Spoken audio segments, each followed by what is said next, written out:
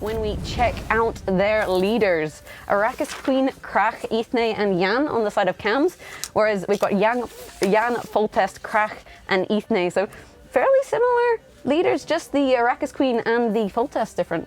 We saw Consume twice already today. I think we're not going to see it a third time. Andrada's lists don't look to be targeting Consume too much, and normally it's a ban magnet, like Mogwai said so wisely at the start of this tournament. So we'll see the bans really soon. Going to find out. And yep, Arrakis Queen is banned. Hard deck to deal with if you don't have the answers. And on Andrada's side, we have Kalvi banned, also generally a strong and consistent deck, so it makes sense to ban it. Yeah, when it comes to the decks, Kam's decks, I think they look pretty similar to Adzakov's decks, and we know Adzakov, he was targeting Consume and to some extent Greatswords. No Greatswords or Consume actually on the side of Radu, but Kams doesn't know that, so leaving Krach and banning Jan I think is a fair strategy. It's interesting because Kalvi normally is Alchemy, and it's a deck that a lot of people ban because it's also just a very strong deck. It thins well, it has huge power spike with Viper Witchers, removal, I mean it has it all kind of. But in this case, it's not actually Alchemy, it was actually Soldiers, so maybe a misplay in terms of banning from Kams. He couldn't really know though, he just saw the leader, so in the end, Soldiers out of it here. Freddy played really well with it, so maybe, I think it's a strong deck anyway, so still an okay ban, but maybe he thought it was Alchemy. But in this case, Soldiers is not going to be played. Yeah, you can see the lists here of Kams, and like we said, very similar to Adzakov's list. We've got the Sweers there, you've got the Kahir, Vesemir, kind of Vilgefortz standard kind of package, but definitely a deck that has tech to target those big units, the Greatswords and the Consumes. Similarly, if we look at his Ithne list, it is once again a list that is running Garrison, which I think has been a little bit of a sleeper hit, considering how it turned out for Adzakov. I think Kams and Adzakov are definitely, in some way, they've discussed their decks, maybe discussed some strategy. I think they've had some form of discussion, or maybe just both players ended up bringing the same decks and same tech choice cards as well. But I think they're both targeting Consume. We saw the Sweers, obviously. Andrada does not have Consume, so in this case, not going to pay off as well for Kams. We also see his Greatswords list has cards like Mandrake, like Muzzle, that could be indications of a Consume target. In this case, not going to play out as well as it did for Adzakov. Yeah, even the Arrakis Queen list for Kams is a bit more greedy with the Decoy, and also then the Mandrake that does help you against the Mirror. So in terms of these lists, we do see a kind of a strategy that maybe isn't going to come to play here when we look at Andrada's lists, because like you said, there's Soldiers. Then in terms of Krach, we've got Veterans. We've got this King Foltest list that she really favored in the qualifier, and then Shoop. Yeah, the decks are very similar to the qualifier decks for day 2 that she brought. I actually got the chance to interview her and talk a bit about her experience in the online qualifiers to make it to this open tournament, and it's a very similar strategy. Veterans kind of plays around Alchemy in some ways. Foltest is also okay against it, and in general, Shoop as well. It plays well. I think she would have played against Foltest if Kams had brought it. She might have banned it, maybe not over Consume, but still. I think a funny interaction here is going to be Sweers against Shoop. Maybe not the greatest tech choice. Yeah, not the most favorable of situations. And one of the cards we did talk about before was the Margarita of Aretuza in the King Foltest list, and how key this card can be in certain matchups. Kams, he's got the Greatsword, so like long ships, for example, good targets. Ithne is a sentry list, so it's got boosted sentries, and then the Farseers, and then the Jan list as well, with the Vic of Arrows and the Vipers. There's lots of boosting going on there, and that reset could be really key. And it's Margarita, it's Decoy onto Margarita, and it's Shani onto Margarita. So Margarita, I think we'll be seeing a lot of her in this series, but I think we're going to see the players are ready to get right into this, because I think it's going to be an exciting match, and it's also quite late. It's been a long day of Gwent. I don't want to see a 3-0, but I want to see matches, straight away. I think you and me both, we are hopefully ready to get into this match soon. The two newcomers to the scene, hoping to make their mark and face up against Freddy Babes, who we did just see win that previous quarterfinal. Nudgewick with the tactical BM there at the start, but Freddy having the laugh, making it through to tomorrow. And which of these players is going to join them? This is pretty close, I would say. It could go either way in terms of the decks. There's no very hard targeting in the way that Adzakov versus Tailbot was. Quick reminder, Andrada is on red coin, so a bit of a little boost to her chances at coming out with a win here. Always red coin, one extra red coin in a 5-game series, for example, is always helpful. Onwards, please, onwards. Yes, onwards with the series. We're going to see Foltest coming up against Nilfgaard in this case, so Alchemy against Tempo Foltest, which is Tempo Foltest with Temerian package, so Yeah, that's three commandos in hand and a Temerian, so it's a little bit scary with this mulligan. How's it gonna go? You always gotta cross your fingers and toes, and it turned out okay. No particularly dead cards on the side of radu.andrada. I got Blue Stripe Scout, I have the Reaver Scout as well to just thin everything out, get those commandos, the whole synergy going with the Temerian package, and there's Swears in hand. The Swears could get one of the Blue Stripe Scouts and maybe break one of the commandos a bit, but with only one of them in the deck still, I think it's not going to be that impactful, really. Yeah, I think having 2 Blue Stripes in the hand of radu.andrada is particularly favorable for her with the Swears on the side of Kams, because Kams has so much clear. You're not really looking to Swears and Night Elect when you have Witchers, Viper Witchers. You just kill them.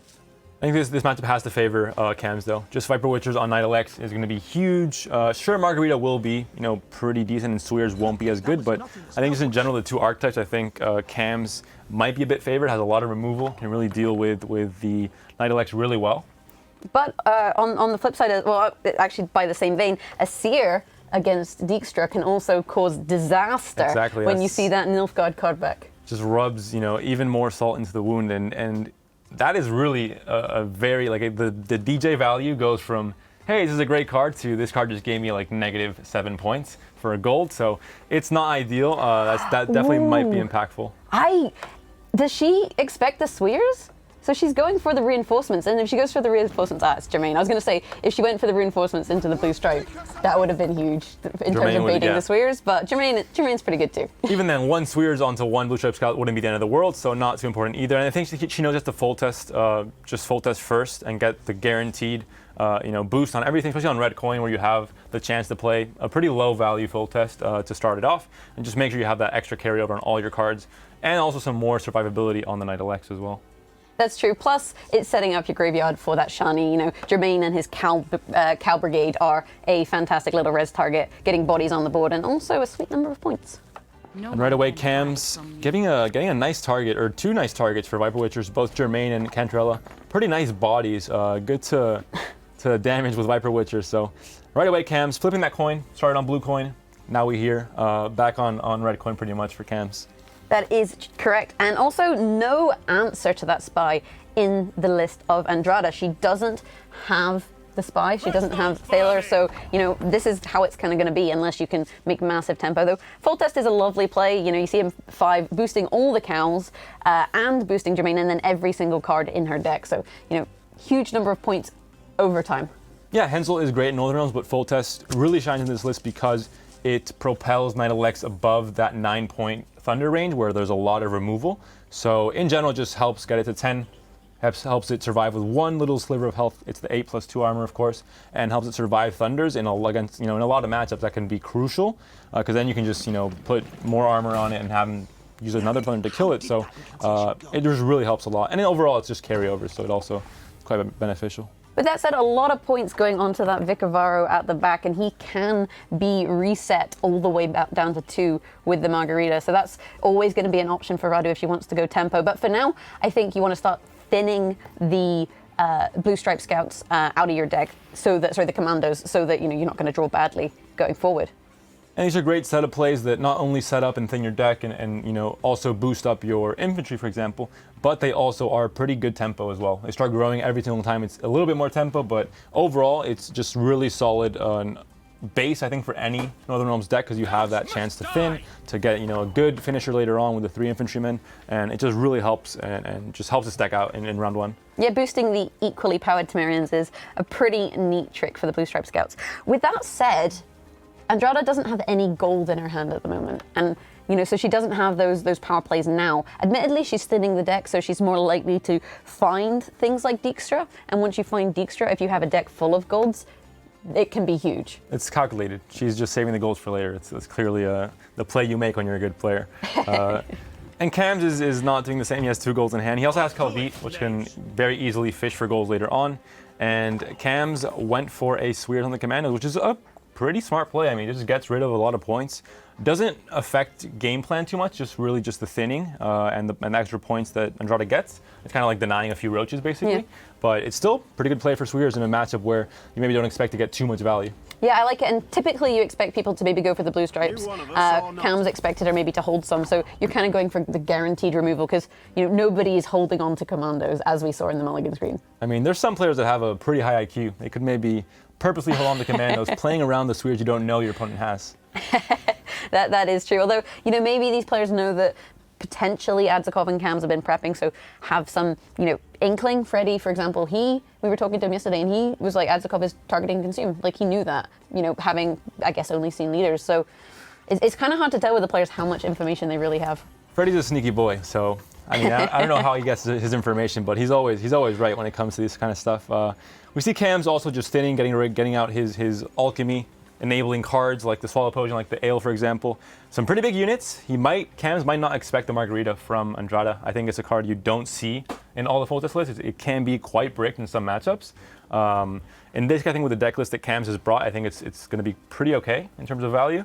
But overall, it's not a card you know for sure it's going to be in these full test lists. It is a little bit of a pocket strap, but at the same time, she did talk openly about her love of a Margarita or two in the interview you did. She said this was one of the cards she really liked as a tech choice.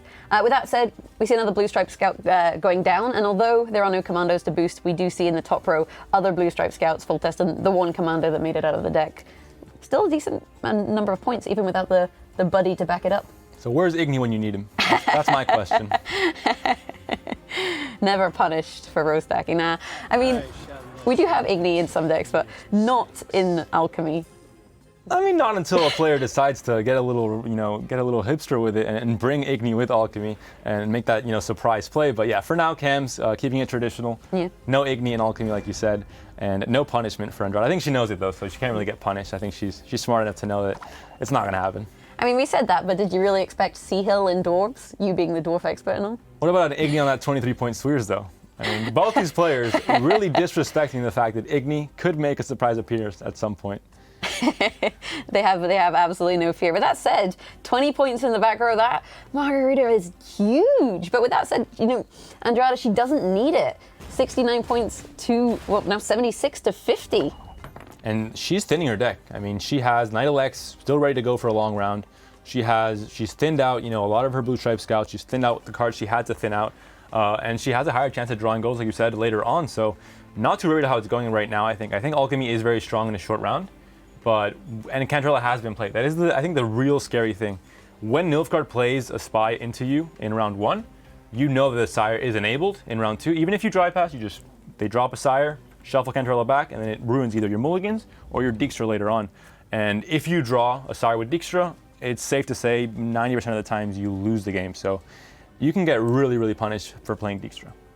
It's true. It is. We've seen it kind of time and time again. With that said, I am really enjoying the kind of setup on both sides of the board and the way that Andrada has been very patient with her Knight Elect. She's trying to wait for Kams to run out of cards and force out those Viper Witchers so that she can then try and play it and safely get the boost. She knows that they're kind of going to die, so you may as well kind of wait and see if there's an opportunity where you can get a few extra points out of them. I love the disparity in amount of units. I mean, it's just 3 units, just chilling, 1 on each row, just doing their thing, and then just a ton of units on Andrada's side. Definitely a very clear difference in the archetypes, but Kams just with the lonely 3 guys just doing their thing, 2 novices with tentacles at the bottom. I'm not too sure what's going on there. I haven't really thought about it, but I don't want to know either. And more thinning going on. Reaver Scout into Battering Ram. No good targets, but I think at this point with such a huge point advantage for Andrada, she doesn't really need the points, so I think it's fine. And Battering Rams aren't going to be, the game-winning card later on, so it's fine to thin them out. Yeah, I like it. I mean, tentacles at the bottom, I'm sure the weebs in chat are, excited to see it. But you say there's an army on the other side of the board, but 4 of them are cows. Like, do you really rate the chances of a cow? Cows can get aggressive. Cows are, when you get them mad, they really do get mad. I'm saying this from personal experience. I've had some things happen to me when I was younger, but Kams, I don't think he wants this cow army either. He's going to pass maybe. He was hovering it there. We might see it in just a second. He is a lot of points behind. If he plays into this now and doesn't get enough points on the board, he might have to commit something he does not want to commit in this round. He has a solid hand. You could spend the Witcher and it would probably be okay. It also sets up your ointment so that you can resurrect it later. So I don't mind it. And the thing is, with these kind of situations, you can typically tell how a player's, what they're going to do with the rope, whether they're hovering a card or not. If they're hovering a card, they typically go for the play. And if they're not, they panic pass, basically. That's usually how it goes down. The meta-analysis from Jaggeris of the player mindset in tournaments. And finally, Knight Elects, they are engine cards, but we see this one come down very late. I think it's because in this matchup, they're not really engine cards. You know they're going to die, so it's like, whatever. I'll just play this whenever. It doesn't really matter too much because the Viper Witchers will slay it down unless Cam doesn't have Viper Witchers and she forces a pass instead. I think it's fair. Expending Triss in order to just kill a Knight Elect when there's more to come is kind of a waste, especially when you're that far behind and don't really need to be in the round because you have that card advantage. So, the pass there was well timed, and I think he was maybe trying to force another card out of Andrada and try and get something good out of her, but ultimately didn't work out. This could be a risky mulligan from Andrada.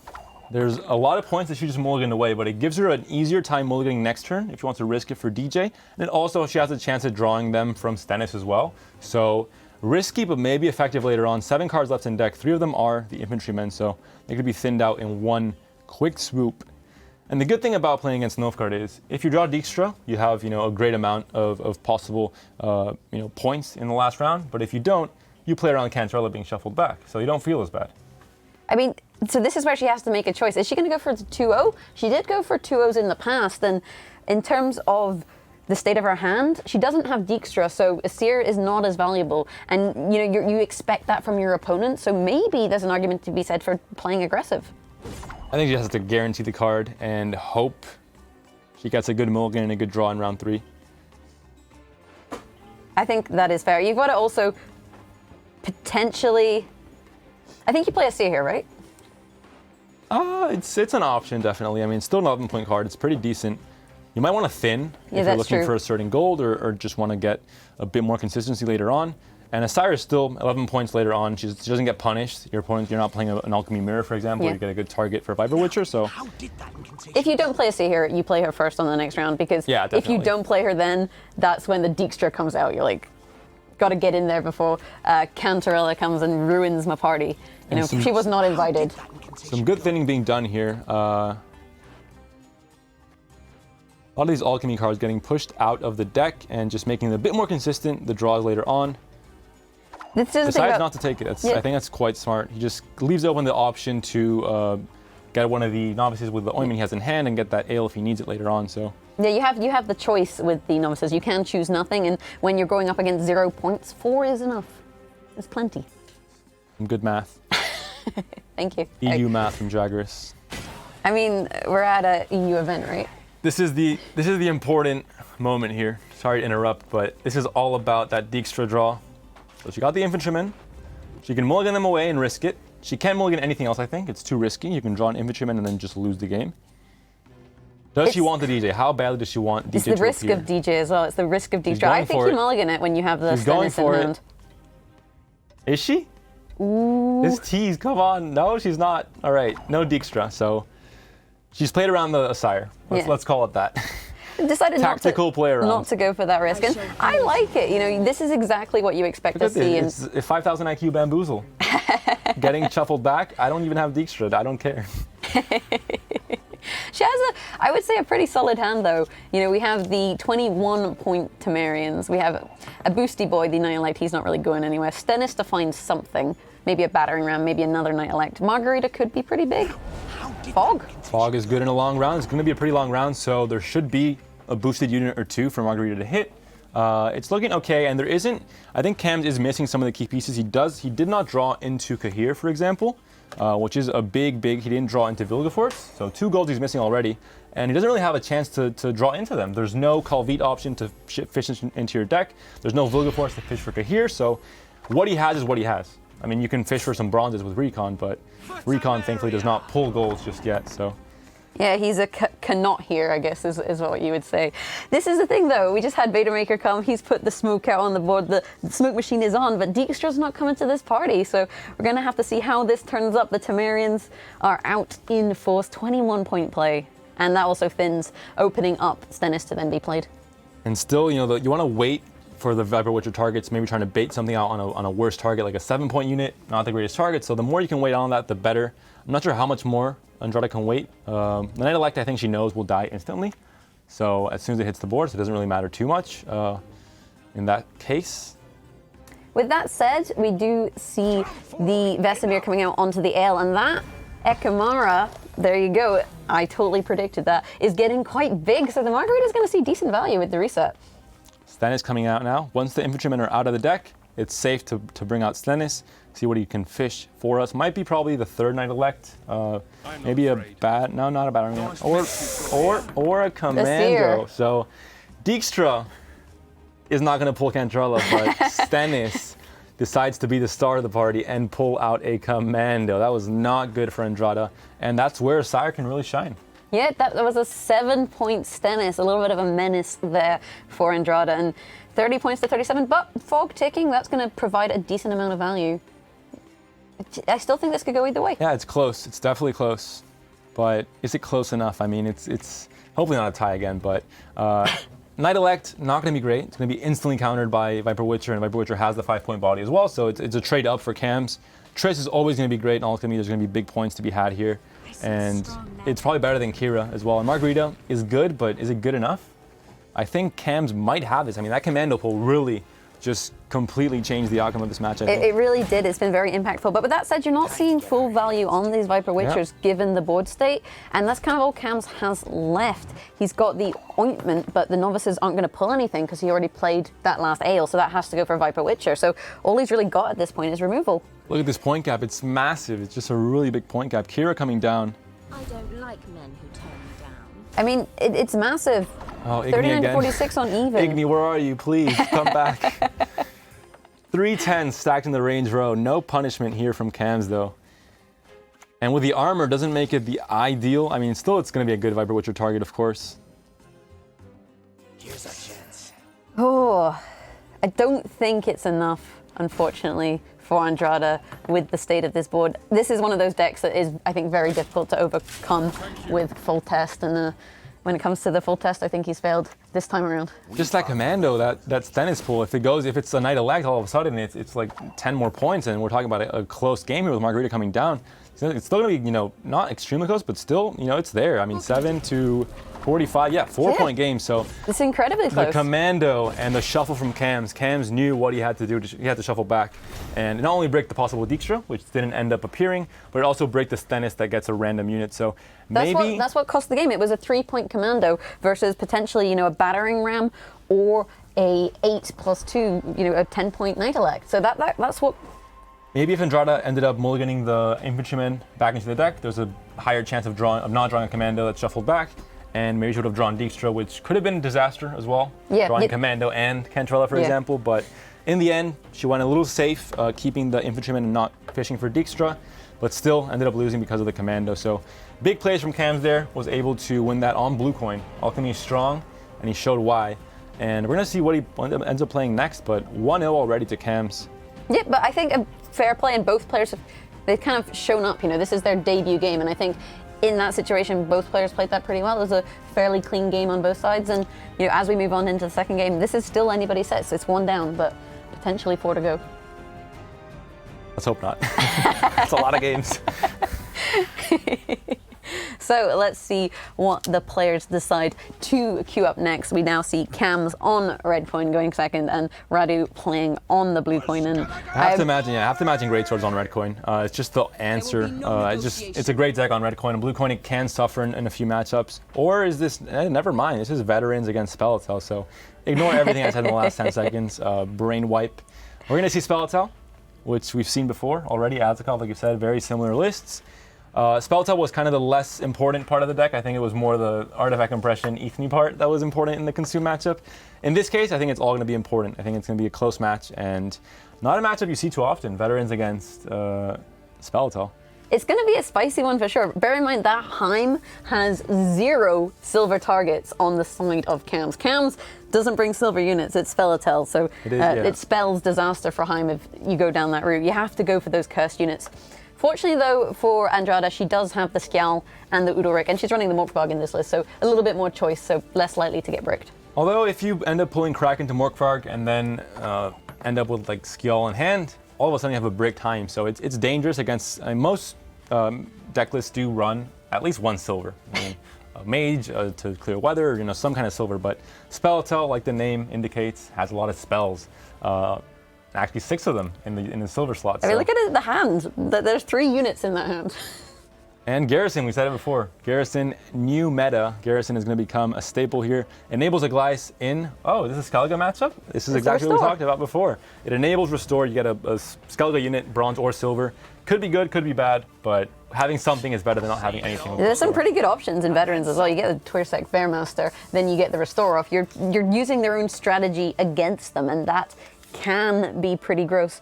With that said, no Farseers in the in the side of Kams, in the hand of Kams, and not any targets for those Ales, so he's got to try and set up the board.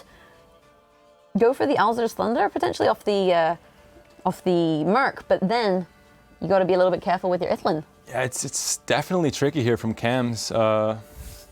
You can't play what play to make here. Well, you can't play Sage. He has recons on the Mercs as well. Yeah, you can play a 2-point Protector. You have ADC into a Farseer. Probably going to be an option off of Nature's Gift. Just a little extra tempo and making sure he's ahead of that veteran play. And yeah, on Redcoin, it allows him. I mean, you can set up the engines and start snowballing like crazy. But we might just see a spy right away from Andrada, saying, you know, I'm kind of deactivate your engine or make you play into it and lose the card advantage situation. Yep, it's time for Heim, which means Skjall and Ulrich out onto the board. 23 points to 15. Like, that combo is not fun. Yeah, and for the most observant viewers in the Twitch chat, you'll see that ADC did not pull a spy, so Kams is not running a spy. No spy in hand either. Spelltell normally does not run Yavin. I think it's because you want that ADC synergy with the Farseers, especially. So no answer from Kams here. Andrada can flip the coin and say, you know, I have control of this round 1 now. Yeah, we saw that happen in the previous game to Andrada, and now she's doing it against Kams. Sometimes these red coin decks just don't run a spy because it's okay not to have one in this situation. Elbow and Merc trying to thin a bit, set up a little bit. Ale is okay, not great. You're missing a unit in that middle range row, but in this case still gets you ahead. And the Farseer boost just helps with a little bit more tempo. But with Coral in the hand of Andrada, you're kind of fine for that to just get big. You know, if you can win without Coraling it, great. You can have Coral for a century. But if you happen to need that tempo, having Coral in hand with the artifact compression onto the Farseer is always an option. So she's got choices. But for now, I think you want to start developing your veterans. You want to start developing your graveyard in terms of your Bearmasters. So that's just what she's going to do. And there's no renew, so you might want to save Coral for round 3. Just as a really good answer to one of these buffed up sentries. You end the game, you know, you played the whole game building towards these big sentries, and then someone just slaps a 5-point gold that makes it a little figurine. So a bit disheartening for Kams for sure if that ends up happening. I think that might just be Andrada's game plan. Save that Coral for round 3 as one of the answers to the sentries. And she also has Burn a Brand. No weather clears in Kam's deck unless he rolls Ida from Outlaw, which could happen. Normally happens. Somehow the gods of RNG end up, it always happens if you need it, but that's going to be the only answer I think Kams has. And deciding what to do there now, considering the Sage to play that Mahakam Ale again. Everybody is getting drunk. We're having a little bit of a party on Kams' side of the board potentially, and just Sage shows up with a keg. People are, you know, doing keg downs or whatever they're called. I have no idea. I don't know things about drinking. That would fit I don't think Kams is either, considering he is underage, so let's hope he doesn't know too many things about drinking either, but his units might. I think they have a bit more experience under their belts. Farseer definitely is getting quite big, but Kams is very comfortably ahead. I mean, there's a big point gap here. He wasn't able to reverse the spy, but I think he's fine with it. He knows that the longer this goes, I think he has a pretty good round 3. He has good finishers and sentries, so, and a Glyce as well with the Garrison help is going to be a huge card to play. You can play a Glyce into Restore, and that's obviously going to be a massive combo. And he's also got the board set up, so if he does just want to play those Ales from hand, that is an option. But you have to be a bit careful with that when you're running Elven Mercenaries, making sure you have targets, making sure you have options. You do have things like the Alzur's Thunder in there as well to pull, so you know there's typically backups, but you need to be a little bit cautious. Coral coming down for the massive swing, ahead by 1 point. So again, EU math from Andrada definitely gets the swing there, the huge swing. Kams looks like he was comfortably ahead. All of a sudden, it's all gone down the drain. because Coral is a pretty good card in this matchup. Yeah, she's a really solid inclusion, especially in matchups like this, where you go big or you go home. But at this point, either player could be going home. We are game 2 into the set. Anything can happen. There's a Mandrake as well in Andrada's list, so double counter to these boost effect units like Farseer and like Sentry later on. So for now, Cam's now maybe in a bit more of a pickle, considering that Andrada was able to play the Spy, reverse the coin flip, and now maybe win on even if she can keep it up. Yeah, and that then gives her options to punish Cams, because she will be in control of the round. She can choose with things like Burner Brown to really start to punish his units and knock down some of those points. She's also got the Morkvarg in hand, so if this isn't big enough, then potentially just play that and keep up. And actually she can. She can play Morkvarg here. Or maybe she wants to thin a little bit more, play some Shield Maidens as well, make sure they're not bricked for later on. Also a good decision to make. Or Burner Brand to really say, I want to take this round. I want to play a card that's going to get me, ahead now. It's also going to get a ton of points for later on. I think it's expensive though. I feel like that is a huge spend. Winning on even though, that's worth it. I almost guarantee. But she's not far enough behind that she couldn't play other things. But the sooner you get Burn on the board, the more points she's going to get you overall in terms of value. So the moment you can play her, the earlier you can play her and still be ahead, I think that's worth it. But as soon as she gets played, Cams can pass. On even. And he's pretty much lost the game. Because Andrada dry passes next turn, even without Morkvarg, and she goes a card up into round 3. So at this point, I think Burner Brand would have been okay, but maybe she wants to thin first a bit more, just make sure her deck is more consistent for later on, can't be bricked, and then maybe play Burner Brand in a turn or 2. But I think still round 1 Burna is going to work, especially with no clear and no outlaw in Cam's hand.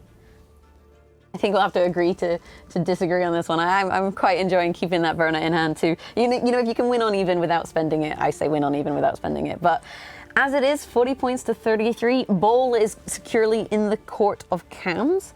Small point difference, so both players kind of vying for position at this point in the game and trying to get that control. But Andrada, like you said, she played that Spy. Ooh. That's a spicy top deck. This is a spicy card to be played, because we're going to hit 2 11s here, I assume. And there's a card in Andrada's deck called Armor Smith that heals units back to full. And if an Armor Smith were to be played at this moment by Triss, that would be probably one of the biggest bronze swings I've ever seen in Skellige. It's going to get you a ton of points. And I was going to say, I'm not sure if it's on Crack or not, but actually Crack pulling the Triss veterans. can fish for it. There's going to be recon, so if she needs the tempo, that can be a huge swing with Triss as well, tutoring it out. If she finds it, of course. The thing is, I think Cams, he would rather win a card down than lose on even. So I think he's going to keep pushing here.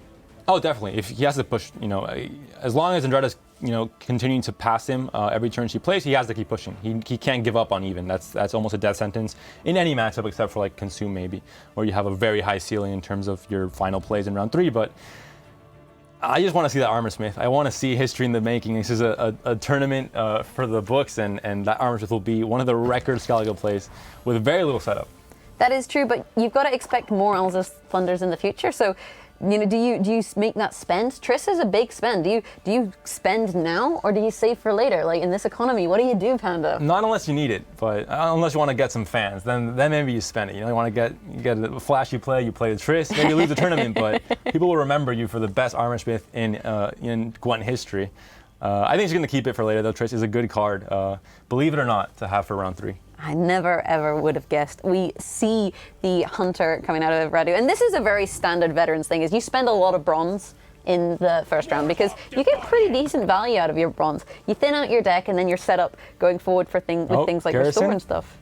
Garrison Bearmaster, can it happen to enable the Agleice into Restore Bearmaster play? This is really history in the making, this tournament. A lot of new interactions could be happening on this board state. Yeah, we'll see whether Cams is going to create something magnificent or whether it's going to go down in flames. Is he going to go for it?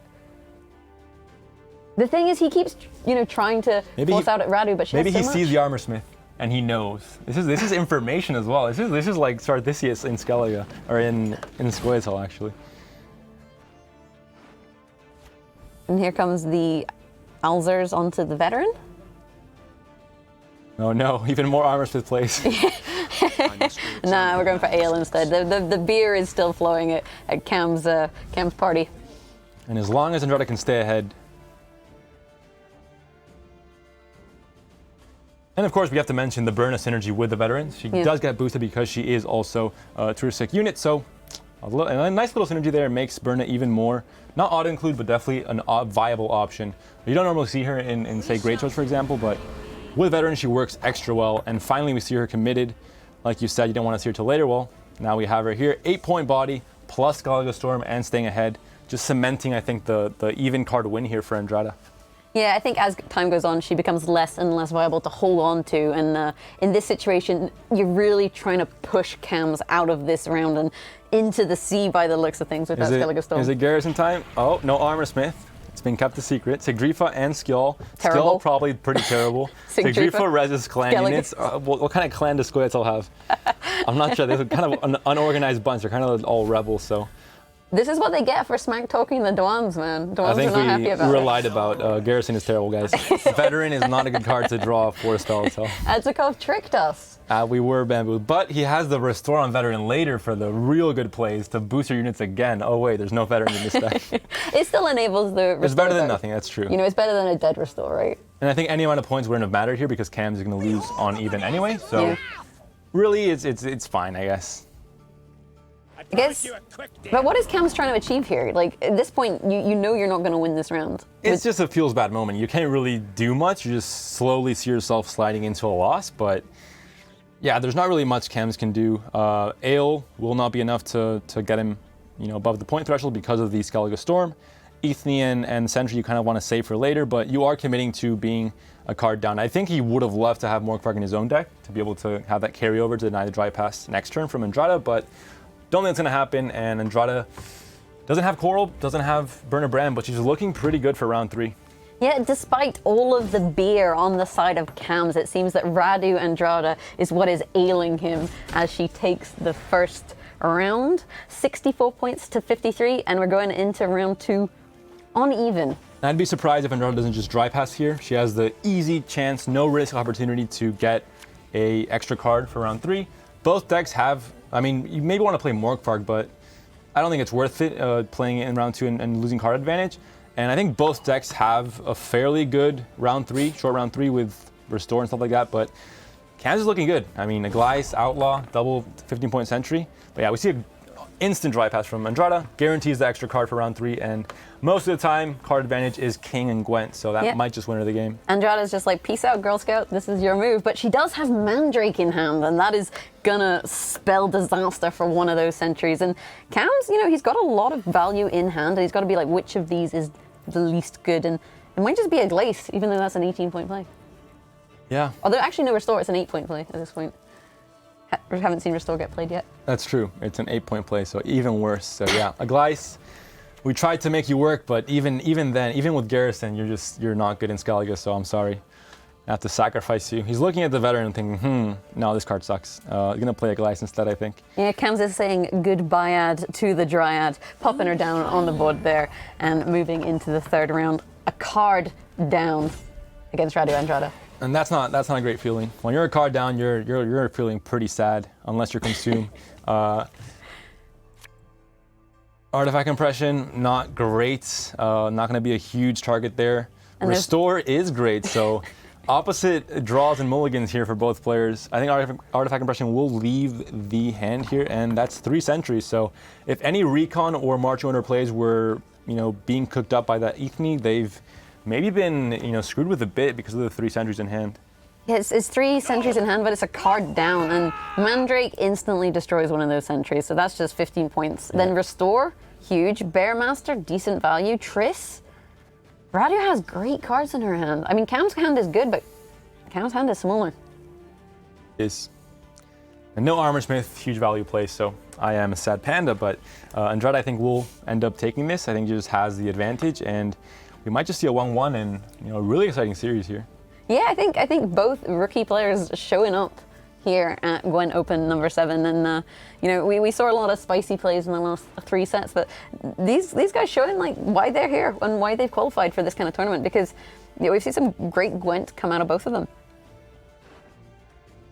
It's important to note those sentries will be growing as time goes on and more spells are played. We see Ethne and Outlaw both probably going to play spells in this turn, so there will be 17-point bronzes. Pretty good finishers, not too shabby.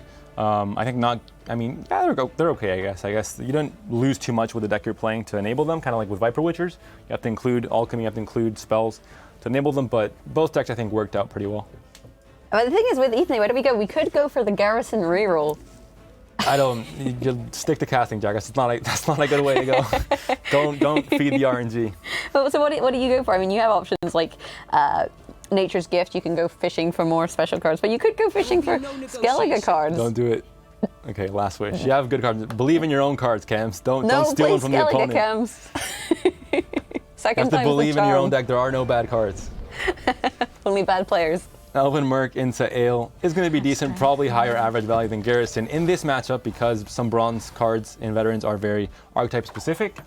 But in this case, Kams, pretty good lead. That Mandrake is looking a lot better though. Sentry, stop growing. You're just giving Andrada points. This is not how it's supposed to go.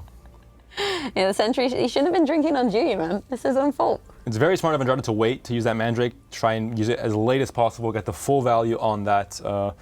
Obviously, it's going to die no matter what the value is. It's going to get, because it starts off as a 2-point unit, so it dies no matter what. It's a 6-point reset and 6-point base strength denial from the Mandrake. So, I mean, she's got time, right, at this point. She's got the card advantage. She can wait as long as she needs to, and there's no imperative to play the Mandrake in this kind of situation. There's nothing that you're really overly worried about, especially given Radu's hand. Like, she could more or less play these cards in any order, and I think she'd still win.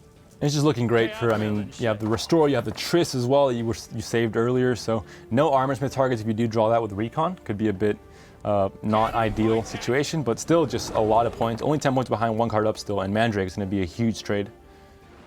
Yeah, and Cam, I think he's finding this kind of situation a little bit hard to bear, as, you know, the point difference is really not looking great. 10 points, but a card down. Outlaw might be a spell, might be only 3 cards left though in Cam's deck, so I'm not too sure what is left right now for Cam's. Otherwise, you I think there's definitely a Farseer. We didn't see 20 Farseers. There might be one more left, I think, for sure. There are 2 being played in this deck, so I believe we only saw one in round 1. Where Coral. But you don't really, I guess, think you want those. Teruvio is not maximum value. You only have 1 unit left to play. But the other options aren't better. So Cam's Create, I mean, is not on his side this game. Garrison wasn't that great. Ida's maybe a bit better. You have the Thunder. I think it's more value overall. But yeah, he didn't get the optimal Create value this game. Gonna have to practice that a bit more later on. See, if only he'd used Ethne to go for Garrison. 3rd time's the charm. I don't, that's not how it works. You said he has to practice. That's the only way, You practice outside of a game of your life, not in the game of your life. But Restore coming down, there's no Create RNG here. It's gonna get you points, guaranteed. Yeah, and Restore taking that Bearmaster, and I think restoring Andrada's position in this game, 56-49, we have a set. There's no way. With Mandrake and Triss. You don't even have to play Triss. We said it earlier when Tailbot played Atzikov in that first game, or the second, or one of the games they played, where the Tailbot won with a card still in hand. If that happens, you probably played a pretty good game, or had a pretty favorable situation, like the pass from Andrada in round 1 that allowed her to get card advantage for round 3. So something went very much in your favor, and in this case, yeah, that pass round 1 was massive from Andrada. But the question then becomes, if you are in that situation, do you get cocky and play the cards anyway? Or tactical VM? I mean, you're winning with the deck, so you're not giving information to your opponent. You're just maybe telling him, hey, I had these cards if you were curious. So remember that Igni we talked about? Do you remember that Igni we talked about? Igni could maybe make a showing in this. I think I'm gonna have a talk with both players about Igni and what he could do for their lives. But no Igni here. Teruvio will flip, so I think Andrada will play. This is not BM. Teruvio is a card that flips. It's an ambush unit, and it gives you points, surprisingly. So Triss needs to be played here, I think, just in case. Teruvio has bamboozled many players in its history. Teruvio would put her 1 point ahead, so she does have to spend that. But more importantly, are you going to go knocking on people's doors? Let me tell you about our Lord and Savior, Geralt Igni. I might have to do that because this is very unbearable. Very disappointing. Game win there from Andrada though. I think she had it from from the round 2 dry pass with the extra card. I think she had it. Her hand wasn't bricked, so there was really no chance to lose there. I think with both players having pretty similar value in their finishers with Bearmasters and the Sentries. A sigh of relief there from Andrada. I think she's definitely happy. She got on the board and equaled the series, and 1-1. Still a lot to be played here. We're going to go for a game 5, I think. I'm feeling the 4 game 5s in one day. It's never happened. I mean, this is just history in the making. At this point, it's going to be 2 days because it's getting close to Sunday as we go into the 3rd game of the final quarterfinal. kams134 versus radu.andrada. 1 point apiece for both players. Dandelion having a wee look around, seeing what's going on. What are they going to play? Doing those finger guns, a little bit of zoop there. See, Foltest is back, so Andrada trying to come back with Foltest, and Kams is finally bringing his Crack and Crate Great Swords list, if I'm not mistaken. That does look like Great Swords to me. Long ships ready to go. Champion of Hov, not the most usual card to include in Great Swords. It's seen a bit of a resurgence, we mentioned it earlier. In a lot of Skellige lists, allows you to get a lot of extra control and shut down certain things like Sabbath, for example, and Muzzle as well. Very, very good in this matchup. Knight Elects are the #1 muzzle target in the meta right now, I think. Yeah, Knight Elects looking pretty sad given the hand there. We've got Hov, Muzzle, and Coral. Radu bringing out the full test. She full failed the test earlier, but you know, it's like your driving test. You just keep trying until you win. And no commandos in hand, so pretty germane as well. So I mean, a good hand I think for Andrada. Again, we haven't seen Dijkstra yet. I'm starting to doubt she's actually playing the card. She might not be, but no Dijkstra. Again, going to rely on the luck to draw it later on after you've thinned your deck, of course. Now we do have the deck list here. It does say that there's a Dijkstra, but you know, maybe this is the old CDPR bamboozle. We'll have to see. As Kams hovering the crack there, using him. Oh, or is he going to play the Greatsword from hand? Important to note, both players won their matches on blue coin. So coin flip does not matter, guys. It's all been a conspiracy from day one. It's actually better to be on blue coin, apparently. And making that decision to play the Greatsword on crack rather than the sober Greatsword we see in hand. The crack Greatsword a little bit stronger. And we'll see what Andrada answers to this. Germain, I think, is a pretty common opening, just to make sure you get the full test value on the cows. If they're not, because they're not units that you have in hand, they're spawned once you play the Germain. They're not going to be buffed if you have it in hand. It's like similar to Agitators with Dennis Kramer, for example. They're base copies. They don't exist until you play the Agitator, for example. So always want to play Germain, full test, and then you have a little bit extra survivability on Knight Elects, and also the carryover on a lot of the, 1 point on every single unit you have. That Greatsword's getting really big. Oh, oh, that is a big Greatsword there. Mandrake going onto that and really setting up that resurrect target. And what can Radu do about this? Not much. No Vic of Medic in Northern Realms just yet, so no real answer to that. No Caretaker either. Shani does revive units, but not from your opponent's graveyard, thankfully, for the balance of this game. But yeah, not much you can do about this Greatsword, I think. She's just has to let it be. Let it be. Let it do its thing. Let it get swole. But speaking of swole things, we see full test coming out, and the cows got pretty hench there. And Panda, you were talking earlier. You're saying you had a bad experience with some cows. So swole cows, how are you feeling? Let's move on. We see Lonzo coming down though. These engines, you have to play them as early as possible. Obviously, he found more importance in playing that Mandrake early and just trying to get that guaranteed good res later on. But longships I think we'll be seeing longships and great swords being played out immediately. Maybe a longship onto a longship just to keep it down low, because we know Margarita is a thing. I think Kams did see it in that game 1. It was played at the very end there, I believe. Or was it a forfeit? I think it was played. Yep. So he does know it exists. It's not a usual addition to these full test lists, so a tiny bit of information that could help him playing this third instead of maybe the first game. It gives him that extra bit of knowledge that he can play around. So I think the ships are definitely the best target for the Margarita, for example.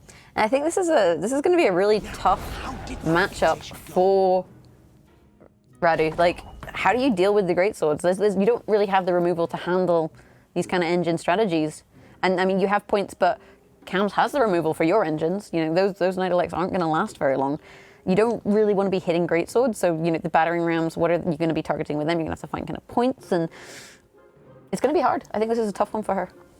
I mean, DJ does magical things if your spy isn't shuffled back into your deck. So she could maybe pray to Dijkstra for some kind of magical play that beats out a greatsword in a one-card top deck situation in round 3. But overall, yeah, I think Greatsword is a great deck. I think we've seen it played metas after metas after metas. It has stayed in play and on ladder and in tournaments. It just has a lot of things going for it.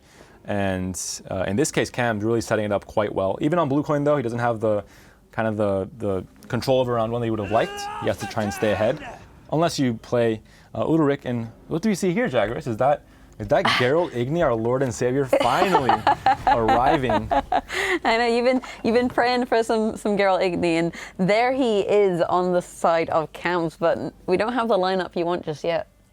We don't, and there's no 2-point damage unit, I think, just yet in this Greatsword's list. So unless Andrada really misplays this Knight Elect into somehow boosting units to the perfect amount of strength, it'll be tough to get the double Igni, but still, an 18-point gold isn't too bad in this matchup. I mean, I guess you could hope that she somehow makes those cows big enough that they get burned up and alleviates your fear of cows. They have a long way to go. I don't think that's going to happen. I don't think it'll be like 2 Knight Elects for 12 turns. That's not happening. No, I think it's an unlikely situation. Thinning will happen. I mean, Andrada is going down a card here. She doesn't have the spy to answer back. We mentioned it before. You can't really play Dijkstra with Thaler because there's a chance you don't draw Thaler all game, and then you play Dijkstra and you play a spy in round 3, and it's a little bit awkward. It's not the great situation. So no Thaler to answer back to the Ulrich, but she does have her cards to thin out and just set her up for a good round 2 or 3. But speaking of things that are kind of awkward, that positioning on the blue stripe, setting up that back row, Foltest, he's a Temerian boy. So those 3, unless you get something to block it, that could set up the Igni of your hopes and dreams. Yeah, this is looking, maybe finally someone gets punished for not respecting Geralt Igni, the OG Gwent in Gwent, the OG card in Gwent. Has been menacing everyone for months and years in the ladder. So we'll see if the commandos misbehave and all jump into that back row. It could happen. But I like that. I like the decoy. Yep. Decoy gives you a lot of versatility, and getting rid of one longship is a great way to play, I think, the decoy. Yep, she has been consistently controlling those ships, and with only one greatsword on the side of Kams, there hasn't been so much trouble in terms of the engines, but it is a great sword. Like, he's a thick boy. And the muzzle's going to be perfect on the Knight. Like, once it comes down, I don't think Andrada expects the muzzle. It's not a card you see in every Greatsword's list, like we mentioned before. Kind of a tech card similar to Margarita. And once it comes down, I think that might be a huge swing. I mean, it's not just the 16-point swing, but the points you take and the points you give yourself over a longer round is just absolutely massive swing for muzzle. But look at the points right now. This is 54 to 36. Like, yes, that greatsword is going to get even greater, but Kams has got a bit of a mountain to climb, for this round at least. It can happen though. Wait for the commando, wait for the Reaver Scout. But we're broke as shit peddlers. Okay, that commando is 24. dangerous territory. Be careful, do not risk it, Andrada. Do not reinforce into a scout, or you will.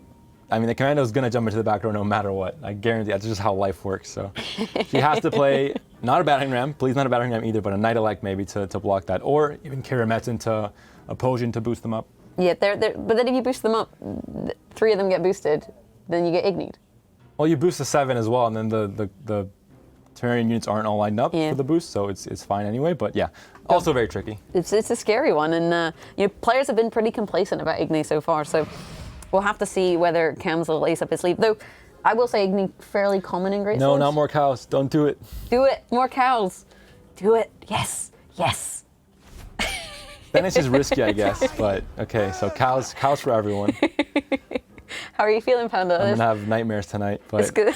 This did enable the battering ram targets. There is a slot, a double crewman slot in the back row, but battering ram's at 7 points. It blocks the Igni for now, but not if one more Blue Stripe Scout is played later on. So. And you're spending a lot for this round, considering the resurrects on the side of Kams. But I mean, battering rams aren't really the peak performance that you're looking for in this the full test list. It's kind of like just what you add later on. But okay, the 7 is there.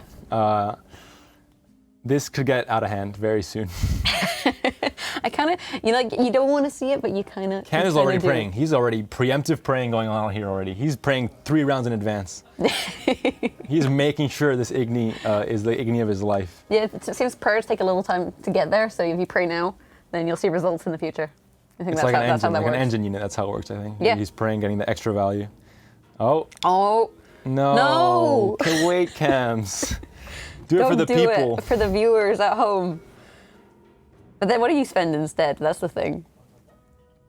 Champion of Hav, just get a few points. I don't mind Coral even onto the... yeah, on the 13, yeah, the Germain, or even on the Germain to deny the Resurrect. Yeah, that's also good. You see, Sigdrifa gonna res a clan, Silver Bronze, no. No fun from Kams, apparently. So he just lost about half of his fans. Good start with the first win, but just all went downhill there. So you're not a fan anymore, but I still am. You're going to see the commando jump into the back row and have 6 sevens lined up in just a second. She's going to do it just to wind him up that little bit. You gotta do that tactical BM positioning after you see the Igni go down, and we see reinforcements being hovered and actually played by radu.andrada, and go on. There it is. Oh my God. I'm done. I'm done with Gwent. Kams, you're gonna have look. He's laughing. He knows. He knows I'm gonna talk to him later on. We're gonna have a very long talk tonight. I don't care how tired I am. Oh man. Kams, that could have been the best opening series of your life. The introduction to Gwent stardom, but people love a good Igni, and of you course, definitely there's do. nothing better in the world. That's what Gwent's for. Just get good Ignis. And Radu looking a little bit more serious as we continue this very extended round 1. Well, I say very extended. Cam's like, okay, Jagras, fine, pass it is. And yeah, I mean, Andrada had the points from very early on. She was able to thin quite well as well. She ended up getting all 3 commandos and blue stripe scouts out. Reaver scout as well can't be bricked later on with the terrible Dijkstra. And infantryman coming out now wants a mulligan 1 for sure. And Margarita, no Dijkstra though. Again, this might be the tournament she never sees Dijkstra. He's just not coming to the party, man. But more importantly, all those cows now in the graveyard, so Panda's fear alleviated. He is afraid of cows. You heard it here first. But in terms of the hands, is Margarita going to see value here? It's just not that long of a round, and Muzzle is really the I think the card that's going to decide this game. Apart from the Great Sword, that's really big already in the graveyard. But I mean, does Radu bleed? You just go to top decks? Yeah, I mean, she can't bleed. She has to guarantee the card here. And against Great Swords, because you have Freyas, even if you res a Great Sword, you're not wasting that as a resource. You can just res it again next turn. So it's almost impossible to bleed Great Swords and get away with the card, unless you have a Spy and they don't, for example. So she really didn't have an option there, and she couldn't thin either, which she might have wanted to do. Because there's no Dijkstra, and she doesn't have a Stennis, so she mulligans infantrymen, she might have lost them forever. But she might have to. I mean, maybe she thinks she has to, She has to take the risk now. I think in this kind of situation you do with how big she that can't Great play Sword safe. is. I mean, this hand is not a game-winning hand. You have to, go into the Dijkstra and you don't find it. So it's tough. It's tough. It's unlucky. It has to be when you're not finding your star card in this full test list for a finisher, which is Dijkstra. So. But best girl Shani, so a fan favorite there. I mean, Dijkstra does look like a potato, so. But he's a strong potato, so I'll take him. I'll take him on my team if no one wants him. 23-point opening though. Great Swords showing their power in round 3, and why this deck is brought so many times to these tournaments. And I think at this point we're likely to see a Shani into a Germain. You need to set up some units so that you can start boosting them with those Night Elects. So likely to be a play that we see. Alternatively, you also have the Thunderbolt on the Kira. So if you're not going down the Alzur's Thunder route, that is an option. Lock, it's not really that great. Yeah, Margarita, we thought she would be amazing, but maybe not so much. There hasn't been a long ship target because they were zapped away in round 1, so there wasn't really an option, and you didn't have Margarita in hand anyway. But yeah, 7-point Margarita doesn't. This is maybe why players don't bring her. I mean, she was okay in other matchups where she had maybe. It's just not as great right now in this situation particularly. Yeah, and I think ultimately that Mandrake onto the Greatsword right at the start was huge for Kams, and because it was a Greatsword on crack, it's 10 points, right? So you can't just zap it away. So Radu, she didn't really have a way to deal with it, because if she hit it, it would have just gotten healed up as well as Mandrake. So he kind of spelled disaster for her right from the beginning of the game. And this Mandrake inclusion you don't always see in Greatswords, but when it's played like this, it comes out in dividends. And Kams, he gave up the round 1 by playing, lower tempo and just saying, you can have it if you want it. You don't have a spy, I'll spy you, and then that's it. I'll just let you take the round. Because he knows Andrada couldn't really dry pass in round 2 because of the way Great Swords works.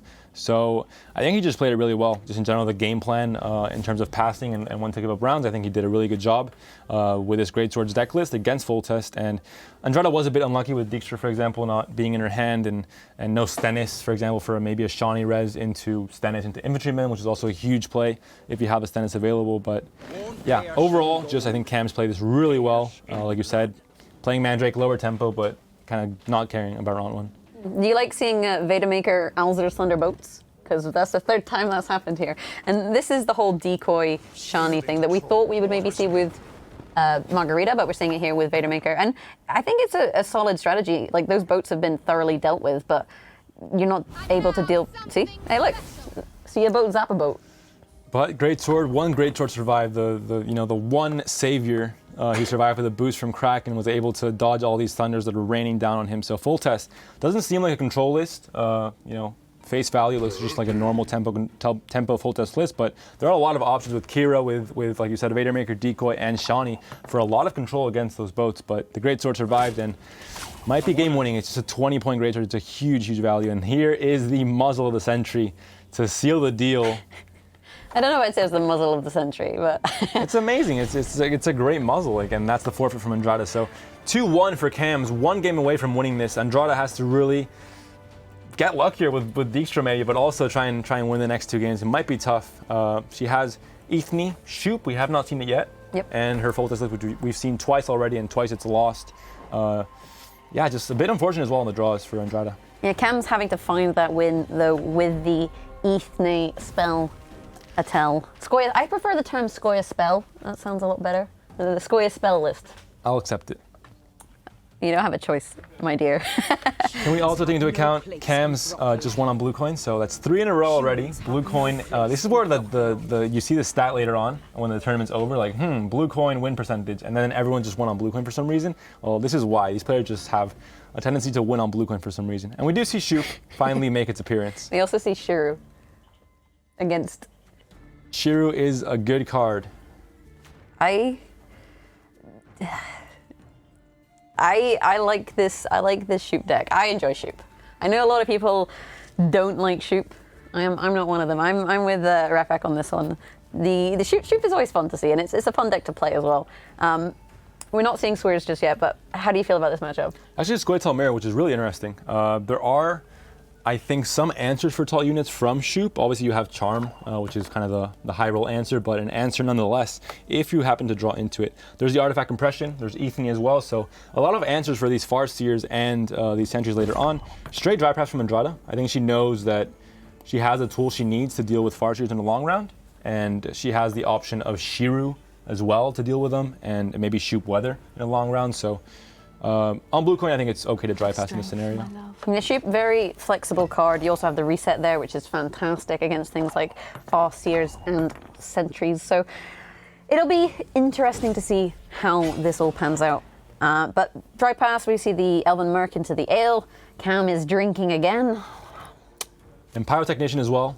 Obviously in this Sentry list, you have to play Ales, you have to play units on all 3 rows, and Pyrotechnician really punishes it. For a bronze card, it has a very high point ceiling. So if we see that, which you do see in hand already, so going to be a good bronze to have. She said, I think she mentioned in her starter interview that it was her favorite card, or a card she really liked, so I can see why. I mean, who doesn't like a little bit of pyrotechnics, right? And on top of that, you do have the decoy there, so you have options to play it again. Shoop can be a decoy as well. There's so many choices. We'll see what these players decide to lead off with. And Garrison has so many choices. Garrison is pretty much just playing your own deck. You have just Squidtail units, so. It's going to be interesting. Oh, I don't know, I just love it. I want to see what Garrison plays. Will Cams finally get a little bit lucky with Create? We're not going to see it just yet, though.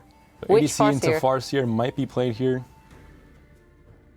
Just a little extra tempo, a little extra thinning as well. Try and draw into that Glyce maybe later on. But Cam's opting to play here into the second round off that dry pass rather than pass it up. I think he knows he might have a better finisher if he doesn't expect a lot of Artifact Compressions and Shiru, for example, for round 3. And I think he knows that Shoop doesn't really have a great long round potential. I mean, it has Shoop Weather, it has, in this case, in this matchup specifically, it has Shiru, for example, to really punish a long round. But normally, because there isn't really a synergy between bronze units, there isn't really a really nice engine playoff with in the long round to get a lot of value. So I think he maybe tries to get the edge here by having the long round with the Farseers, but might get punished with Shiru. I mean, he's giving Radu the option to thin, but maybe he himself wants to thin so that he can find a little bit more gold, you know, the Aglace and the Triss. If he thins out these special cards, he's going to have a better draw, but you're potentially giving up that card. And we saw in the previous game having one more card that found Radu the win. So And Ifling can get bricked as well if you draw into like a Thunder later on. So there are definitely, there's an argument to want to thin here from both players. Maybe not so much Andrada because you just have But she has random everything. bronzes, so it's whatever. And she has Shoop, Shiru, yeah, all her golds in hand. So she has the answers and Power Technician. He could be considered maybe a silver this game because he's going to be pretty good value. But I think, yeah, Kams wants to thin more. He has a better long run. I think he can safely play into this round without having the fear of losing the card until he gets double shoot or something. But for now, I think he has the hope that he's going to get his card back. We'll have to see. We have Andrada there, hovering the half elf. You know what happens when you get 2 half elves? You get a whole elf. There you go. Boom, look at that. So 2 halves make a whole. That's also very good EU maths. Also, last rate in Andrada's list, I think she mentioned that it worked out really well for her in the qualifiers. She ended up playing, I'm not sure what matchup it was, but she had last rate from Elven Merc, last rate from Triss, and last rate from Ithni, and it got her so many points in the long round 3. So that isn't also a long round play she can make, but not that many units in Spelltell. There's, a lot of spells, obviously, so I think the name indicates it pretty well. Yeah, not a lot of spells, so last rate I think won't get that much value in this matchup. Yeah, last rate, not really great when you're going against these Ale decks where you're stacking different rows. But on the flip side, she also has the Elven Blade in there. And actually not great either. So many elves. So that marching order is going on to the Elven Merc. You got to hope for recon. The Farseer's putting in work already, getting really, really boosted. And Archer is a card that works well with Shiru. Who would have thought? Because it allows you to equal out, some of the values on these big cards and line them up for some very nice fire. You want Power Technicians? We'll see some Power Technicians here. They involve dead mages, but that's just life sometimes. But you can't line them up. It's a 3 and a 1, and they're 2 points different. Well, you hit 1 for 3 and hit 1 for 1, and then it's Oh, you can line some them up. NA math from Jagras. So here. we thought you had it under control. Maybe not so much. I was doing so well. We're here to help, though. We're here to help.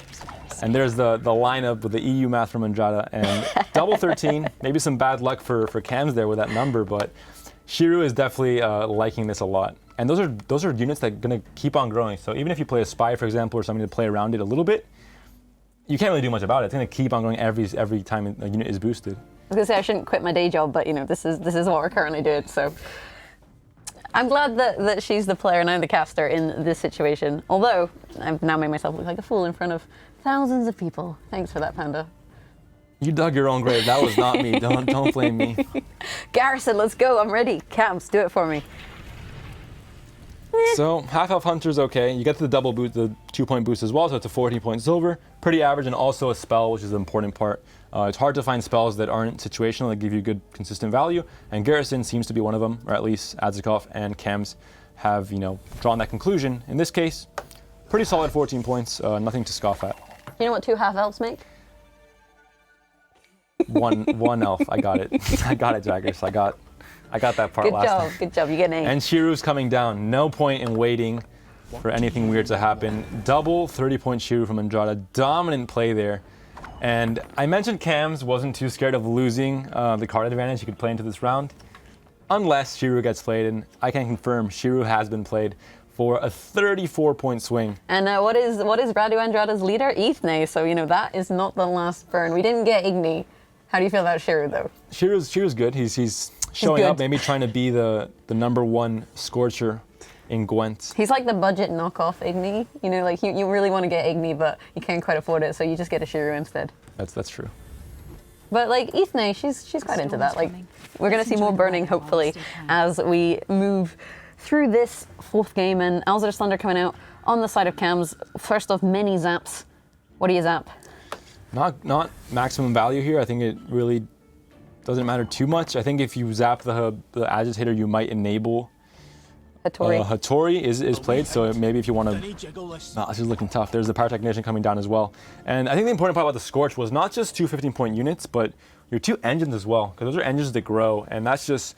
It was 34 points at the time, but if it was played later on, that could have been a 50-point swing after a very long round. So that was very possibly the game-winning play from Andrada. Shiru is a card that could be bricked sometimes. You could have to scorch your own units or have to epidemic for 7 points sometimes. But in this case, it really paid off there. And Kams just has that one list that really gets punished by Scorch. Yeah, and these players, this event has been going on for over 7 hours today. They have been waiting nervously all day. And I feel like at this point, this is a tough time to play for a new player. There is a lot of fatigue involved in these kind of games of Gwent tournaments, especially when they've gone on as long as this one. And, with these players, I feel like that's got to be starting to get to them.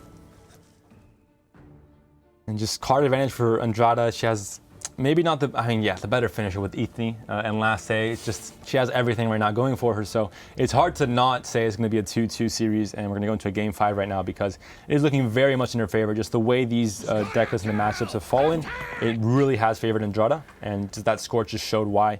And she still has Shoop, which is a card that normally gets you a lot of points. So it's going to pay off having all these weird little bronzes floating around because Shoop has a very huge payoff in round 3. Yeah, and I think this matchup, it just goes to show that not all Ethnes are made equally. Although Kams, he can go fishing for Radu's cards if we see a Glace come out, so potentially has a Scorch of his own. But the thing with Shoop is you don't really play big until you play Shoop, and you don't really play Shoop till right at the end. And with card advantage, you don't get to burn Shoop. Shoop says no. Pyrotechnician Decoy, you might see it happen. You mentioned it earlier. Do it. It's pretty good value. I mean, it's not bad. Not bad. It's pretty good. Acceptable value. Acceptable. Panda will allow it.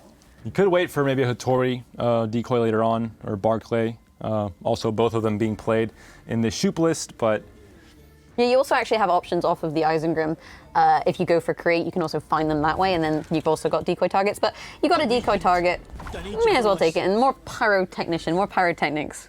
And decoy's a card that could maybe not get bricked, but have some awkward situations in a short round. So if you keep it, you say, oh, I'm going to keep it for Hattori because I'm going to draw Hattori, and then you don't draw Hattori, and you have kind of no decoys, or Kams plays around that and like zaps the Barclay or the Hattori, it can get a little bit awkward. So very smart from Andrada to just use it in this turn where she had the chance. And we see Iflin come down, no armor smiths to heal, and it's just direct kills this time around. But good value. Like, she's happy to play her cards here, Yeah, she's anti-bleeding. She's just surviving here, not using her best cards, trying to just make it out of this round. A card up, while still keeping her golds and her, her Ethnes and her Shoops. And yeah, for now, just surviving, just making it, as long as she beats Kams' points right now, she's got it. Anti-bleeding. What is anti-bleeding? Like, it's a very difficult concept. I'll explain it later. It's very hard. Okay, so Radu going, ooh, Dwan. She got the recon. Better than the last story. Better than the Elven Blade. Well, much better than the Elven Blade, given the state of the deck. 2 half-elves, that is a whole elf. They are elves. But we see the Vree head coming out instead. Moving a unit. It's 9 points. It's fine. Thins her deck. And sentries are looking good, but not good enough to win a game, a card down, I think, especially not with Ethne Scorch. And the sentries, you don't have ADC. Well, you can Ethne ADC, I guess. They're looking good now. They're looking flammable, mate. Let's be real here. Someone has doused oil all over them. They've got too much hairspray going on in that lustrous elf hair. And, Radu, I think in this situation, she is the knight who says Ethne. So we'll see how that works out. Last wish, good thinning here. Gets that Sage out, maybe enables the Glyce draw, because the Glyce in the mirror is always going to be, especially against, decks that play so many spells. I guess Andrada not playing that many spells, but still enough spells to make a Glyce very much a good draw in round 3. I'm just so excited to watch them burn.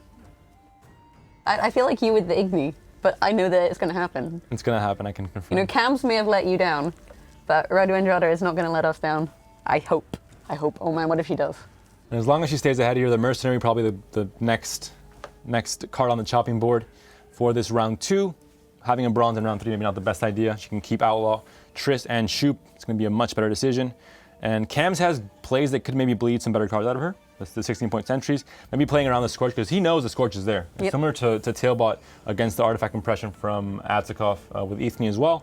He knows it exists. There's no way to play around it. It's going to happen. You have your leader in hand at all times unless you play it. So Andrada has a Scorch no matter what. Yeah, and Kams' deck working against him a little bit, I think, with that Triss, because you've got them access to things like the Mahakam Ale and the Alza's Thunder now for Radu. So even though that Elven Blade, not so hot, she's got lots of choice with Triss. And I mean, Kams, at some point you've got to stop pushing. It's tough here. I mean, it's tough. If you don't push, you get scorched twice or scorched once in the next round. If you do push, you're going into a round 3 where the less cards you have, the more impactful being a card down is. Because it's just, if you go with one card, it's just, you have 50% less cards. Yep. That's a lot less cards. That is some EU maths right there, Panda. It's a good concept to remember for newer players. It might not be as obvious as it seems, but it's a good concept to remember. And in this case, I mean, Kams can push and push and push here, but in the end, he's gonna have a whole card less than Andrada with only 2 or 1 card left, and it's really tough to win a game like that. So we've got 16 points in it. So Radu, she needs to make 17, and does she have the spell? This is we have to work out the maths. Do I have the spells? If I create, is it going to be enough? Am I going to keep that advantage? Yeah, creating is risky. This is where Ethan obviously gets you it 100% of the time. But I don't think you want to spend it here. You probably don't, but sometimes you have to do things in life that you don't want to do just to guarantee results. That's why I'm casting with you, Panda. That's why I'm casting with you. I don't mind the Shoop here. I don't think she needs it to win the game in the final round. It's good to have. That's probably better than Outlaw in terms of power level and average points. I think Outlaw definitely. I think it's risky though if she goes for especially if she's going for create to find the points that she needs. I think Triss. Has she played Artifact Compression yet? I think she hasn't. She does have it in her Shoop list, so that's an option onto onto the. It's actually fine. 1 point though. See. But it's still she's still ahead. It You works out. mathsman, we're so good at this. So Artifact Compression is an option here. 15 point swing onto the Sentry plus the 2 from the Isengrim Outlaw. And I think Kams is like, you play, you lose. You pass, you lose. What do you do? Being card down is not good. And the thing is, I'm not going to see them be as flammable as I want them to see. Kams is just ruining my day. It's upsetting. I think you can go Shoop here, you can go Triss here, you can go Ethne here. Needs 17 points. Ooh. I wouldn't risk it. I would just play Ethne, to be honest. You're going to win 2 cards up every single time. There's no contest about that, I think, unless you're playing against Consume. So Shoop should win on average. He's 23, 24 points, but yeah, there's a lot of solid options that she can find off of Shoop. You've got things like you've got the reset is good. You've got the 25 points. I think you go maybe 9 here because you've got reset, you've got 25, you've got duel, and I think all of those are going to be enough. Hunter though is also very consistent. Hunter's been picked already, so 15 damage does it by 2 points. Yeah, that works as well. Or by more than 2 points. 2 points. I didn't count the body. I didn't count. Come on, guys. Come on. I didn't count the body. Any math, but EU maths. This is how the system works. And Kams, does he want to play his last Sentry and have literally no win conditions remaining in the final round and come down to he has a Glyce. top decks? A Glyce is a win condition. You could draw into it possibly. He has an Artifact Compression as well that he did not pick earlier. Once he was showed it from Last Wish, I think. He was shown it, so he has a Glyce left. Maybe he thinks that Sentry plus a Glyce can somehow sneak him a win, having seen Outlaw and Shoot played, but the Ethne is just going to really hurt. It's coming. I mean, there's no hiding it. There is in coming fact to no get hiding you. That it. Scorch is going to happen. I'm excited. I've been anticipating it all game, and we've been talking about it, and it's going to happen soon. But like you said, the top deck could be pretty solid. Triss is not bad though. You can't. Triss is okay. A Glyce, all right. I mean, a Glyce can. Triss can draw it, right? Triss can draw the Sentry through a recon, but you have to get lucky. That Elven Blade. This is the best hand that Kams could have. If he needs a miracle to win this a card down, this is the hand you want to have. This is great. Yep. Let's call it great. Ooh, we're getting warmed up. I'm sorry. I'm not sorry. And now Triss, if it's a Sentry, Ethan just does its thing, and Triss from Andrada is going to be enough to win it here, I think. That was risky because Kams, he went for the Scorch there rather than something like the Recon, which means he's got to try and find the Recon, but it's not guaranteed. Elven Blade, Lacerate, that's a great card. I mean, it's almost guaranteed. Oh, but he's not going to, he's not going to get it. We're not going to get to see the Sentry burn.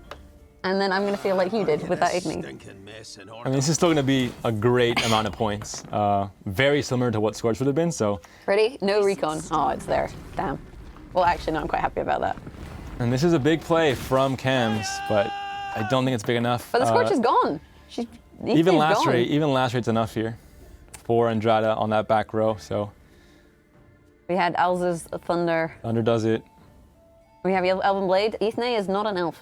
Let's not risk it. Let's play the Thunder. Let's keep the cool, Andrada. So 2-2. Andrada does take that. I think that was maybe didn't end how we expected it to end. I'm upset. I think we definitely expected the Scorch there, but in the end, Andrada takes it 2-2. Again, card advantage being king and showing us that If you have an extra card thanks to that Shiru in round 2, it really helps you out in round 3 no matter the card quality. I think Kams had a great hand, but having one less card really impacted the result there. And we're down to Ethne from Kams, so Spellitel against Full Test. Yeah, I mean, a great man once said, in the end, it doesn't really matter. And, you know, it didn't matter that we didn't see Ellsburn. Radu still found the win. And do you remember how you talked about 5 games? It's happening. This is Way past my history. bedtime. History has happened, well, more than 5, but there was 6 games in game 2, so definitely This is a the record. 11th game we have casted today. That is There's a some lot. EU maths for you. That's a lot of games.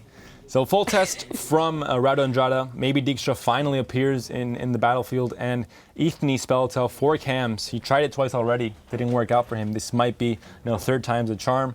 Water being refilled. This is a long game. You need to stay hydrated, stay, thinking properly. Yeah, these players clearly, though, more perseverance than Tailbot, neither needing a bathroom break halfway through the set. But we've seen a lot of ales. Are we going to see margaritas? Margarita is going to be great. We see 2 commandos we don't want to see. Oh, Dijkstra. You exist? there. Oh, wow. How the card was like banned from competitive play or something. He is back. Commandos want to, mulligan those for sure. And a lot of interesting interaction, I think, in this matchup. Selkirk, for example, is great against Farseers. Margarita, like you mentioned, is a 7-point body plus a reset, so even better than Scorch, unless you can't double lock. But if it's only one target, Margarita is king in this matchup. It's going to be really, really powerful. Garrison has a lot of options for Kams. You have Night for example. That's a really good pull if you play it early. You have some good silvers. You have Vader Maker. You have Margarita as well. If you want to lock a unit that was boosted by a Night for example, you have a lot of good targets. Have some bad ones too. Commandos, not ideal.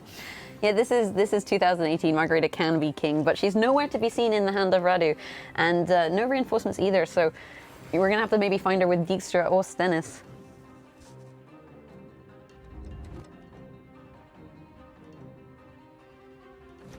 And Kams playing the Farseer again. So Engine right away with ADC, thinning, extra 2-point boost. He's done this play, I think, every time he's played Spellitel, so it's working out. Well, it's not working out. He lost 2 games, but I think it's a good line of play to open up. Just get your Engine on the board and start racking up those points early on. Margarita is a thing, though, and so is Selkirk. We mentioned it, and it's happening. So Andrada right away. If you're on Blue Coin and you open it with that card, and then you're all of a sudden it gets deleted, and you're 8 points behind. This is like muzzle. This is terrible. This is a terrible start for Kams. So all of a sudden, Andrada wasting a gold, wasting Selkirk, but using Selkirk to its full ability. Removal plus engine removal as well. And she's 8 points up. Yeah, that Farseer, I think, having a terrible day, just looking into the future. Oh, what do I see in my future? Oh, I'm just dead. Well, that was fun. With that said, though, Kams, he's got answers for the Night. We really haven't seen him do much in this matchup. And again, if you play a second Farseer here, you're tied. If Andrada wants to pass, she has all her engines still ready to go. And there's only 2 Farseers in Kams' deck. All of a sudden, he has no long round potential.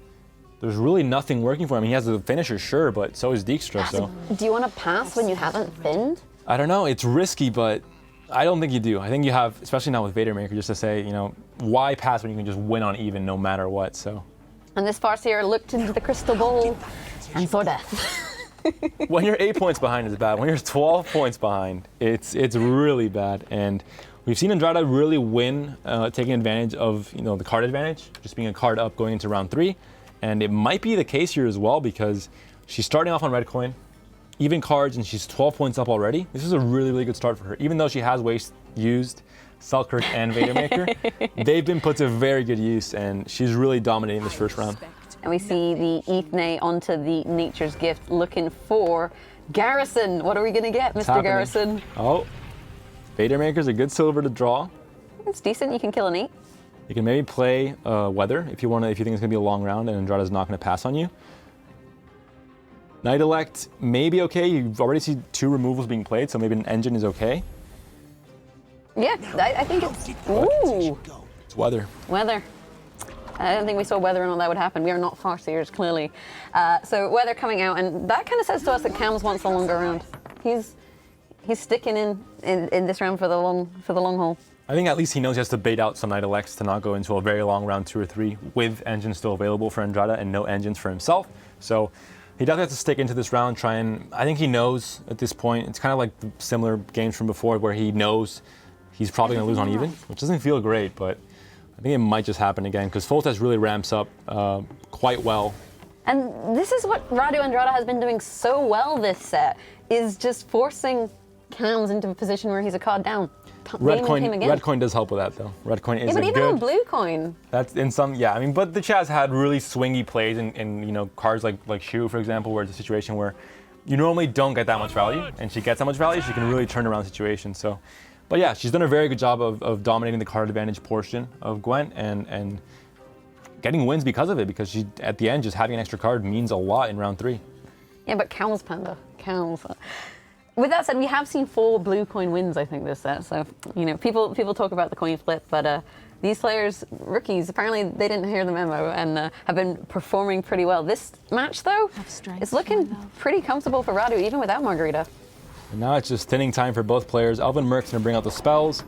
Blue Stripe Scout's going to bring out the commandos. Hopefully they're not going to land in the back row because the frost hitting them will put them off of the Temerian value, and they won't get boosted for the next Blue Stripe Scout, so some points would be lost if that happened. In this case, they're behaving well. Lacerate. It's never there when you need it. Yeah, cards just missing. They just disappear when you need them most. We do see Ale once again on the side of Kams, and with no Margarita, you don't really have to worry too much about where they land, although you see that? Stennis. You see the optimal value for Battering Ram, you put down the Battering Ram. It's pretty simple plays to make when you're in Northern Realms. And it's your turn, Panda. Well, Cam's turn. What's he going to go for here? I mean, he's played a lot of his bronzes at this point. I don't think you're spending sentries now. There's not options for artifact compression, so do you start spending gold? It just feels bad. I think playing as Kams in this series has just had situations happen to him where you're just going to be a card down no matter what, and there's not much you can do about it. That feels really bad in Gwent. Ithlin is expensive. And it's not. You get rid of the Reaver Scout. There's no reinforcements. You kind of block the thinning from Andrada. That could win in the game. I mean, bricks is really like a very possible win condition when you're playing against someone that can break easily. I like it's like, oh, I see you have Ithlin played. Here is that Night Elect you've been looking for, and it enables the artifact compression, and you'll stay ahead with it because of the frost and the removal. But I think Radu can stay in this round longer. Well, Night Elect with the boost from Foltest at 8 points plus the 2 armor, it can dodge the first Thunder. So spending Ithlin to trade with Night Elect and just add 2 points is feels bad, man. But you just have to remove his armor and then he stops boosting. You don't necessarily need to kill And then it. Kira comes in and says, hey, I'm Kira. Let me give you some armor if you want. It's a Reaver Scout, and I don't know. There's a lot of options to get more armor. I guess she is playing the Temerian package and not the package with the Tormented Mages, which makes it a lot easier to get extra armor. But yeah, Ithlin, maybe not the best answer against the boosted Night Elect. Yeah, but I mean, if you've been on Steam, armor, it's got pretty mixed reviews, and actually it's not going to be making an appearance in Homecoming, so we've got to enjoy it while we can here. And now 2 Night Elects, those boosty boys are on the board and finally making plays. And he got his card back. He did. We're talking about Kams being in a tough situation, but I guess Andrada gave him the chance he needed to get the card back. But she has a pretty good hand. Missed a lot of thinning though, thanks to that. I think that was actually a really good. Yeah, that was a really. We talked about bricked hands. That was a really good Ithlin from Kams. He disabled the thinning. There's no reinforcements. There was no chance to use the Reaver Scout, and in the end, Andrada is gonna have a tricky mulligan and a tricky Dijkstra. And no Margarita.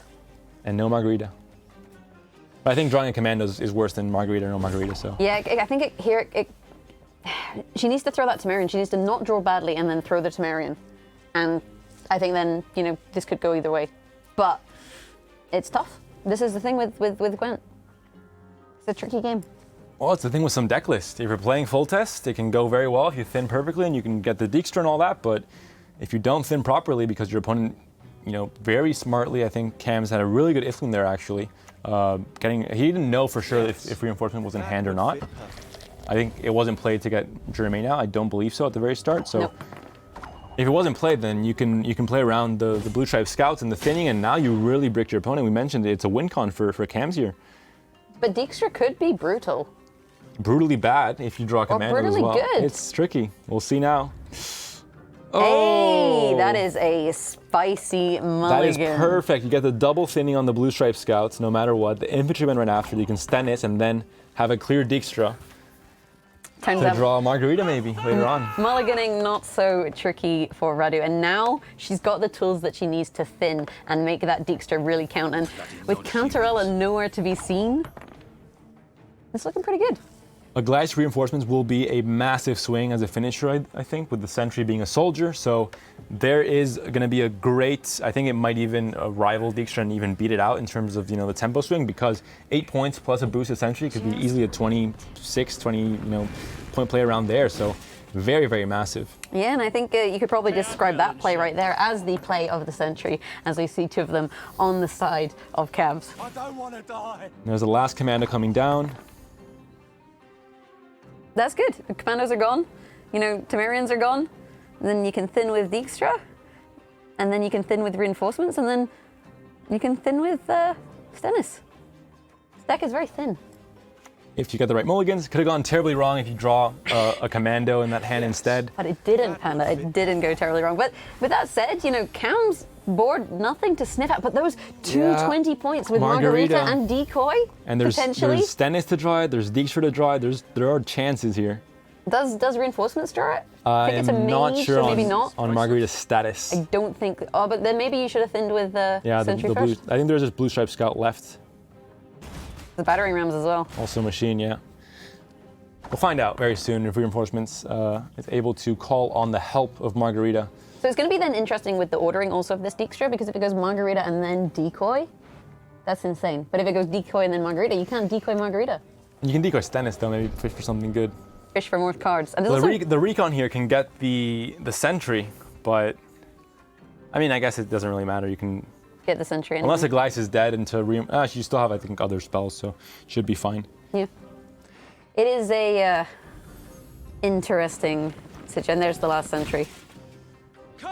So Margarita can be the decider here. You might say that this tournament's gone pretty long, and in fact, we can see here that 3 centuries have passed in this game alone. Oh, the decoy coming out first. You stand before royal majesty. That looks like a Margarita. Yeah, that's a Margarita. If I live to see it. That's a lot of points though already. And Knight Elect, that's a great Dijkstra. This is what we were talking about. Dijkstra can decide games, and not drawing it twice before, maybe lost her the games before, and that's an okay artifact impression. That's huge. 60 points to 55, yeah. 2-card difference. And yeah, this is Radu is looking the mulligans went well, good. the Dijkstra appeared, everything, went well for Andrada in this, where it hadn't gone well before. Yep. Finally, she gets, 3rd time's the charm with this full test list, and a Gleiss is strong though. Yeah. That's not, we underrated Restore before. Tailbot was able to tie that first game of series number 2 in this tournament, so. I feel honored. Yeah, and we did see that Sentry get squashed down there, had too much beer, wasn't allowed at Dijkstra's potty. Kira poking the other one. A Gleiss, his decoy. What great targets. No, yeah, no. And so Alzo's Thunder coming out, zapping Not Kira even in full return. value already, still behind. So we mentioned it before, if you're a card up and win it, it's massive. Andrada gonna play it out here. Just this, what do we get? There's 2 cards left, Shani and Just a blue stripe scout. blue stripe. Andrada takes the series 3-2. That was a tough climb, especially with full test not appearing until the end with a Dijkstra there, for example. But I think great play from both players, a great debut for both players. Very clean matches, I think. In some cases, maybe a bit luck dependent for Andrada, not drawing Dijkstras or drawing them, the Shiru as well. But just the matchups, I think, favored Andrada a lot, especially the Shoop into Spellettel. But again, great display from both players. I think they played really well for the debut. I think if you fail the full test twice, then 3rd time is the charm. But both of these players should be proud of their performances.